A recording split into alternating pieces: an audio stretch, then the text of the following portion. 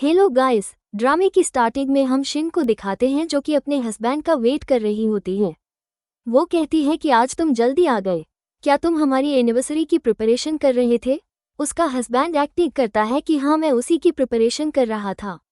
वो कहता है पर सॉरी मेरा गिफ्ट तो कल आएगा। शिन कहती है कि कोई बात नहीं, मेरे लिए तो सबसे बड़ी खुशी की बात यह है कि तुम्हें हमारी एनिवर्सरी याद थी।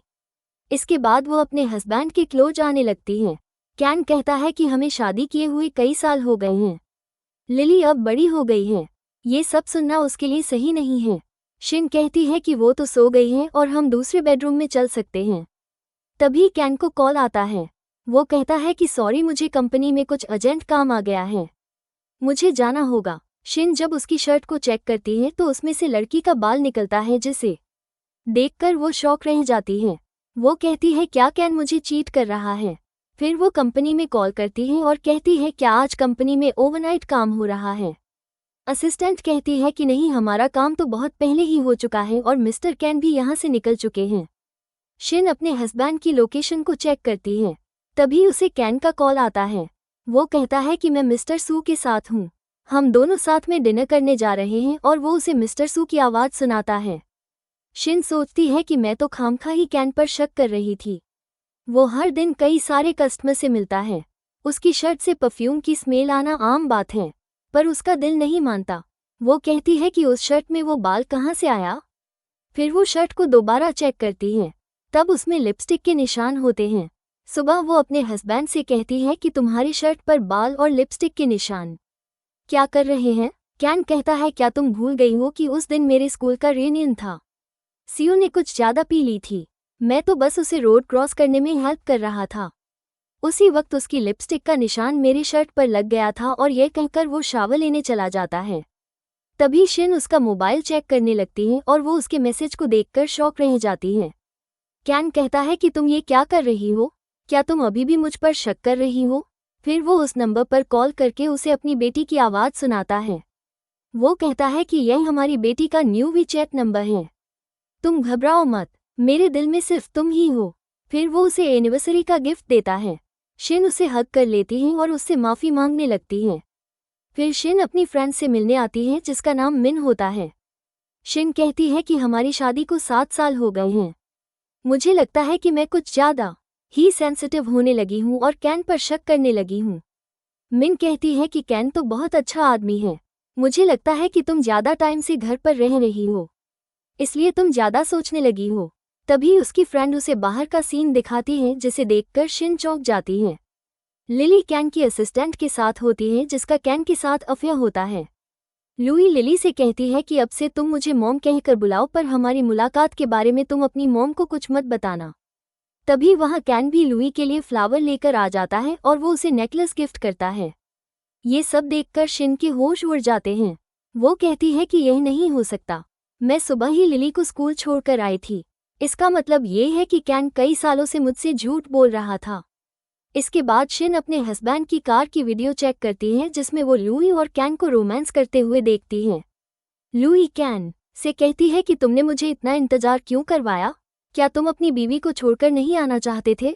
कैन कहता है कि वो दिन भर बच्चे का ख्याल रखती है, वो बिल्कुल येलो फेस वुमेन बन गई है, उसका तुम्हारे साथ क्या कंपैरिजन हो सकता है? उसका तो फिगर भी कितना बेकार है। मिन कहती है कि इसके लिए तुमने अपनी कंपनी छोड़ी थी ताकि इसके बच्चे का अच्छे से ख्याल रख सको और ये तुम्हारी इस तरह से इंसल्ट कर रहा है।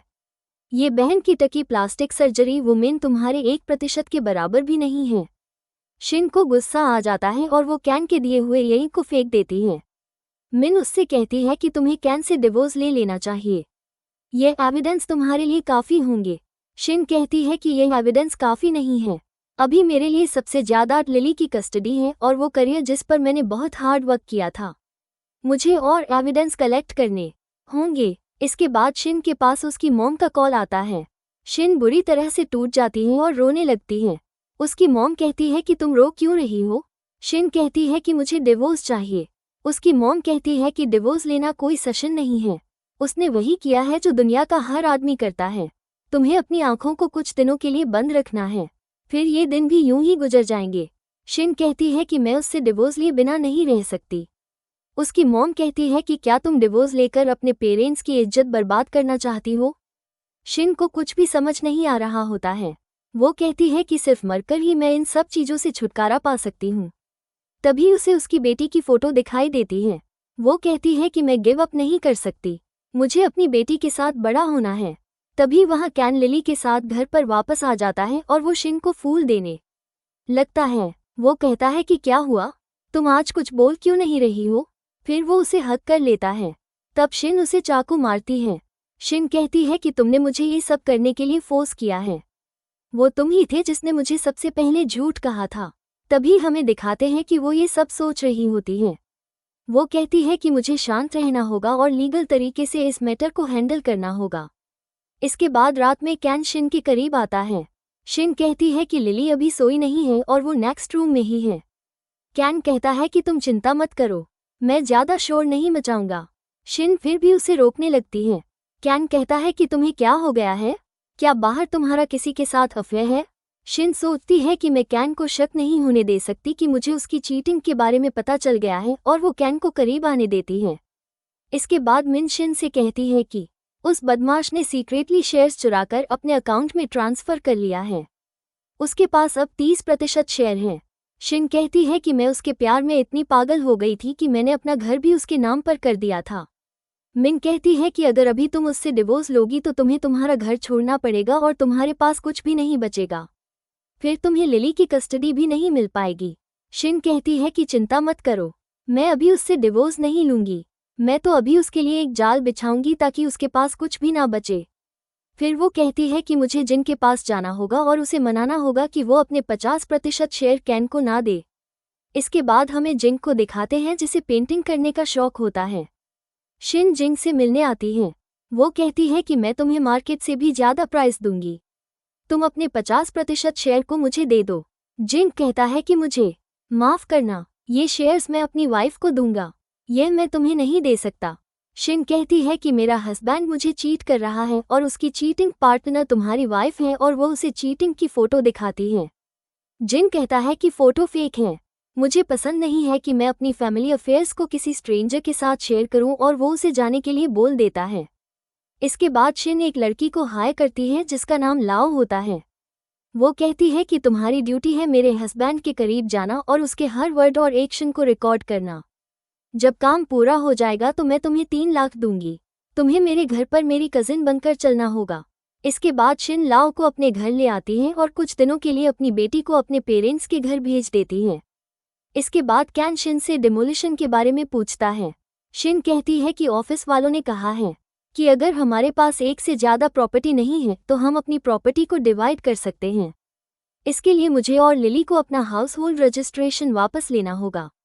और ऐसा कहकर वो उसे शावर लेने भेज देती है।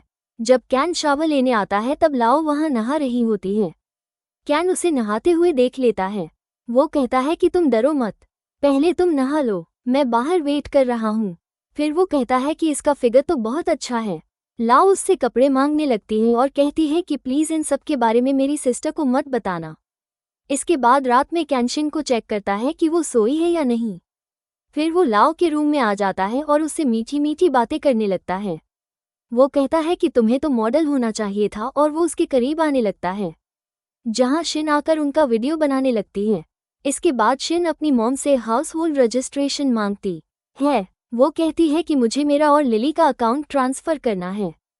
उसकी मॉम कहती है कहीं तुम फिर से कैन से डिवोर्स लेने के बारे में तो नहीं सोच रही हो। शिन उन्हें समझाती है कि उसे कोई पछतावा नहीं है, मैं अब उसके साथ नहीं रहना चाहती। उसकी मॉम कहती है कि जो वुमेन डिवोर्स लेती हैं वो सेकंड हैंड माल हो जाती हैं। कोई भी आदमी एक सेकंड हैंड माल को पसंद नहीं करता। तभी वो उन्हें चीटिंग का कोई भी शेयर्स नहीं है।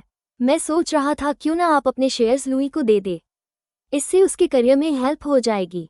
जिन कहता है कि एक बार बस मेरा काम हो जाए, फिर मैं वो शेयर्स लुई को दे दूंगा। इसके बाद शिन कंपनी को फिर से ज्वाइन कर लेती है, जहां वो लुई से बहुत सारे काम करवाती है।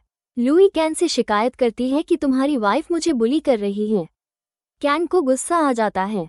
वो कहता है कि जब तक मैं लीगली सारी प्रॉपर्टी को अपने नाम नहीं कर लेता तब तक मैं कुछ नहीं कर सकता। दूसरी तरफ शिन लाओ से कहती है कि अब मैं और वेट नहीं कर सकती, कल तक सारा काम कंप्लीट हो जाना चाहिए। रात में कैन लिली को सुलाकर लाओ के पास आ जाता है और उसके साथ रोमांस करने लगता है। इसके बाद कैन और लुई दोनों मिलकर होटल रूम में जाते हैं, जहां शिन और उसकी असिस्टेंट उन दोनों को देख लेते हैं। शिन अपनी सेक्रेटरी से रूम का कार्ड लाने के लिए कहती है। फिर वो पार्टी में मिस्टर चू से कोऑपरेशन की बातें करने लगती है। जब मिस्टर चू उसके साथ मिसबिहेव करने लगते हैं, तभी वहां जिंग आ जाता है, जिसे देखकर मिस्टर चू वहां से भाग जाता है। शिन जिंग से कहती है, क्या तुम अपनी वाइफ को किसी और के साथ एक बेड पर देखना चाहते हो? फिर वो रूम कार्ड लेकर रूम को खोलती है, पर रूम में कोई नहीं होता, वो पहले से ही जा चुके होते हैं। शिन कहती है कि जरूर कैन को ये सब पहले से ही पता चल गया है, पर उसे ये सब डाउट कब से हुआ। तभी उसे उसकी बेटी का ख्याल आता है और वो उसे ढूंढने निकल जाती है। कार में शिन को हॉस्पिटल से कॉल आता है कि आपके पेरेंट्स का एक्सीडेंट हो गया है। शिन हॉस्पिटल आ जाती है, जहां उसका हस्बैंड कैन भी आ जाता है। शिन कहती है कि तुम लिली को कहाँ लेकर गए हो? कैन कहता है कि अगर तुम्हें इतनी परवाह हो रही है तो पहले कॉन्ट्रैक्ट को मुझे हैंड ओवर कर दो। शिन कहती है कि कभी नहीं, और वो उस पर हाथ उठाने लगती है। तब कैन उसे उसकी बेटी का वीडियो दिखाता है, जिसमें वो लुई के साथ खेल रही होती है। शिन कहती है कि मुझे मेरी बेटी वापस दे दो। कैन कहता है कि पहले कंपनी में आकर मुझे कोऑपरेशन हैंड ओवर करो, और वो उसे धक्का देकर चला जाता है। नेक्स्ट डे शिन कंपनी में आकर कैन को उसकी चीटिंग के एविडेंस दिखाती है। वो कहती है कि तुम कंपनी को छोड़ दो। कैन कहता है कि यह सब तुमने छुपकर रिकॉर्ड किया है, यह कोई एविडेंस नहीं है। क्या तुम्हें ये सब रिकॉर्ड करते हुए शर्म नहीं आई? तुम चाहती हो कि दूसरे लोग हमारा मजाक उड़ाएं। तुम्हारे पेरेंट्स अभी भी हॉस्पिटल में हैं और तुम डिवोर्स लेकर उन्हें सदमा देना चाहती हो। शिन कहती है कि अपनी बकवास करना बंद करो और डिवोर्स पेपर पर साइन करो, पर कैन उन डिवोर्स पेपर को फाड़ कर फेंक देता है। इसके बाद जिंग 50% शेयर्स शिन को दे देता है। वो कहता है कि अब तुम्हारे पास कैन से भी ज़्यादा शेयर्स हैं। शिन जिंग से थैंक यू बोलती है। फिर वो कंपनी में आकर कैन का सारा सामान फेंक देती है। कैन कहता है कि यह तुम क्या कर रही हो?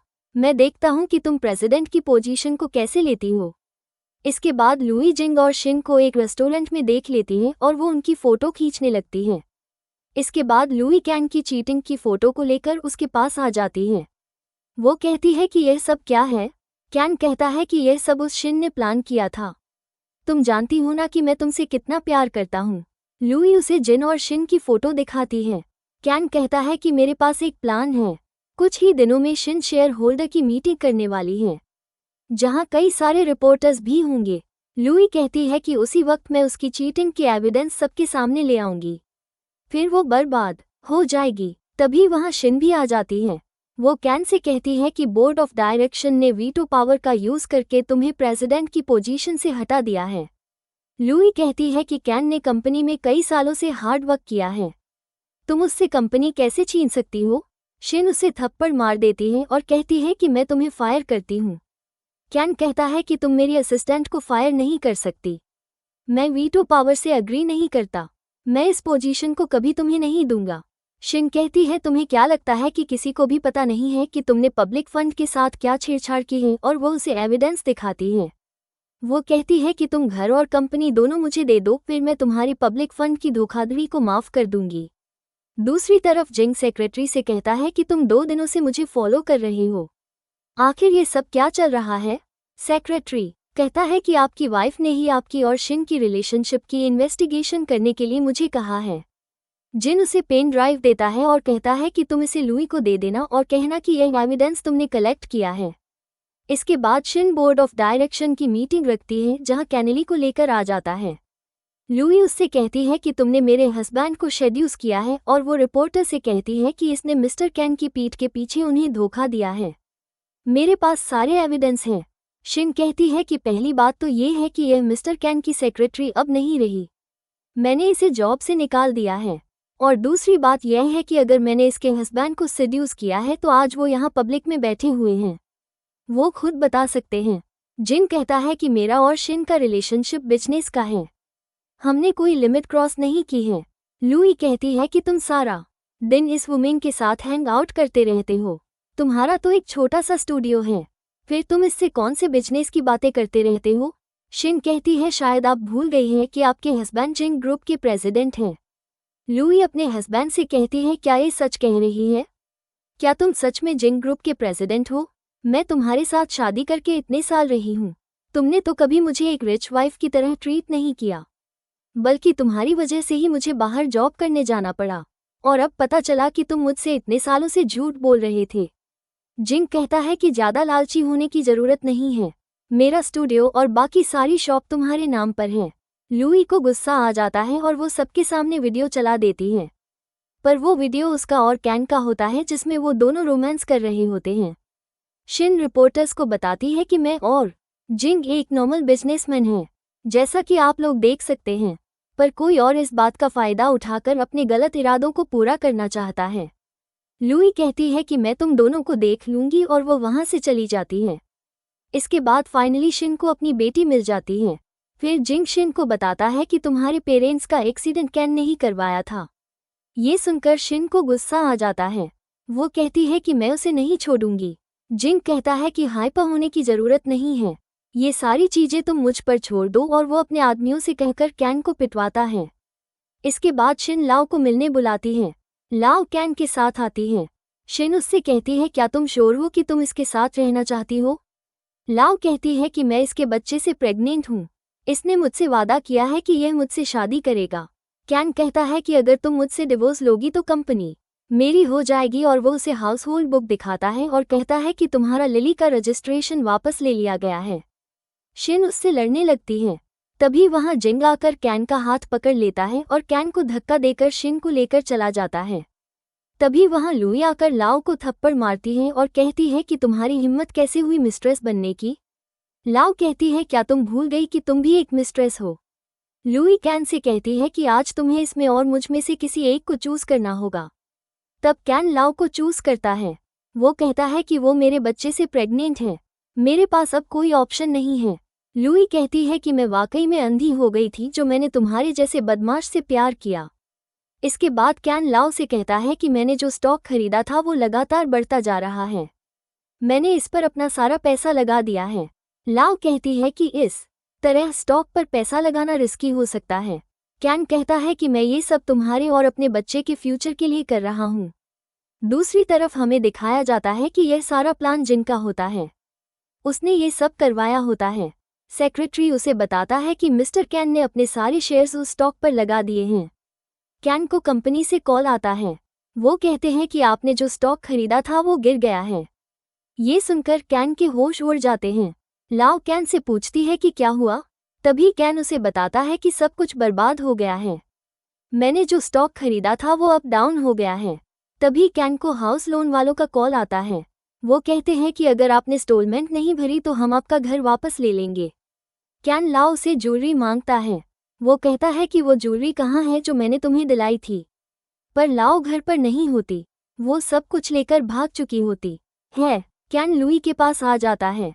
वो कहता है कि मुझे माफ़ कर दो, मुझसे गलती हो गई थी, मेरे पास अब कुछ भी नहीं बचा है। वो लाओ भी सारा पैसा लेकर भाग गई है। अब हम हमारी बेटी के साथ अच्छी जिंदगी जी सकते हैं। शिन कहती है कि अगर तुम्हारे पास कुछ भी नहीं बचा है तो इसमें मैं क्या करूं? किसने तुमसे कहा था लालची होकर अपना सारा है? लुई कहती है हाँ, मेरे पास एविडेंस है। इसके बाद जिंग शिन को बताता है कि हॉस्पिटल से कॉल आया था, तुम्हारे फादर की तबीयत बिगड़ गई है।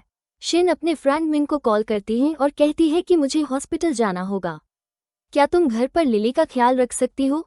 फिर शिन हॉस्पिटल में अपने डैड के पास आ जाती है, जहां वो मिन को कॉल करती है, पर मिन उसका फ़ोन नहीं उठाती। जिंग उससे कहता है कि तुम घर जाकर चेक करो, मैं हॉस्पिटल में हूँ, अगर कुछ भी हुआ तो मैं तुम्हें इन्फॉर्म कर दूंगा। जब शिन घर पर आती है तो वो कैन को देखती है।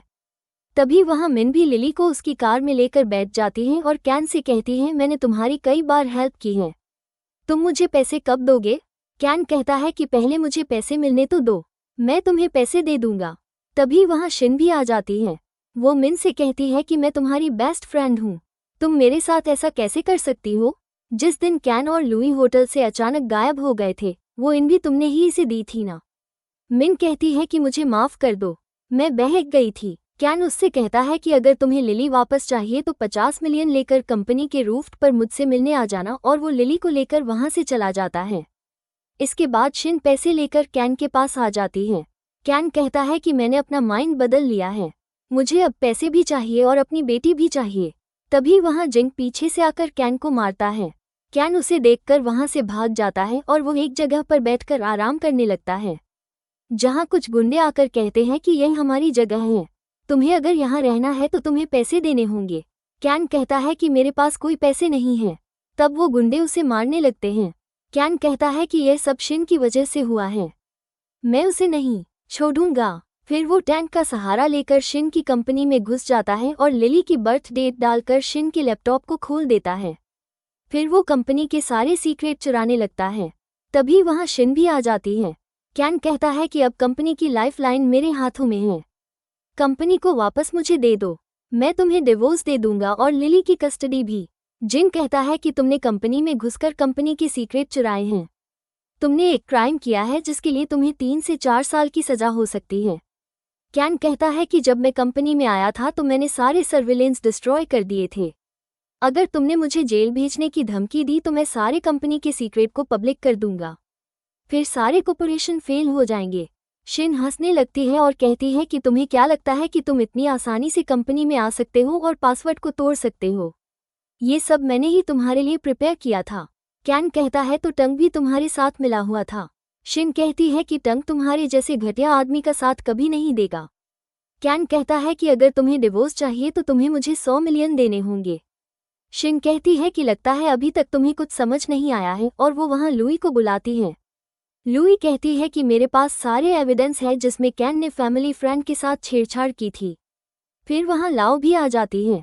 कैन उसे कहता है कि तुम वापस आ गई, मैंने तुम्हें कितना मिस किया। लाओ उसे धक्का दे देती है और कहती है कि मैं प्रेग्नेंट नहीं हूँ। तभी वहाँ मिन भी आ जाती है और शिन से कहती है कि अगर तुम इस पर केस करना चाहते हो तो मैं तुम्हारी हेल्प करूंगी। जिन कैन को पकड़ लेता है और उसे डिवोर्स पेपर पर साइन करने के लिए बोलता है। फाइनली कैन डिवोर्स पेपर पर साइन कर देता है। फिर उसे पुलिस पकड़ कर ले जाती है।